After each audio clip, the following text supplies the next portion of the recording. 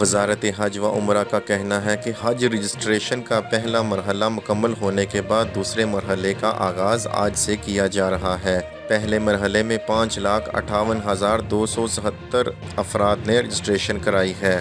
سعودی web news کے مطابق وزارت حج و عمرہ کی جانب سے جاری بیان کے حوالے سے مزید کہنا ہے کہ پہلے مرحلے میں کامیاب ہونے والے عازمین حج کو پیکجز خریدنے کے لیے 2 ہفتے کی مہلت دی جائے گی۔ حج پیکجز کی بکنگ کا اہتمام بروز جمعہ 29 ذی القعدہ کو کیا جائے گا۔ امسال فریضہ حج کی ادائیگی کے لیے اب تک جو درخواستیں موصول ہوئی ہیں ان میں 59% مرد جبکہ 41% خواتین شامل ہیں۔ خیال رہے کہ امسال حج کے لیے وزارت کی جانب سے 3 پیکجز متعارف کروائے گئے ہیں، جن میں پہلا پیکج منی ٹاور گیسٹ کا ہے جس کی قیمت 16,560 ریال ہے۔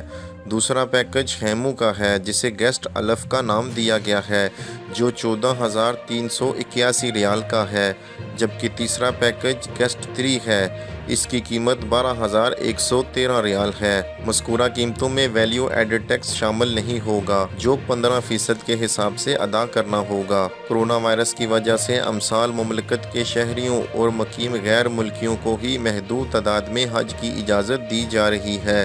حج کے لیے لازمی ہے کہ درخواست گزار کورونا کی ویکسین کی 1 یا دونوں خوراکیں لے چکا ہو، جس کی نشاندہی کرنا لازمی ہوگی، جبکہ عازمین کے لیے عمر کی حد 18 سے 65 برس مقرر کی گئی ہے۔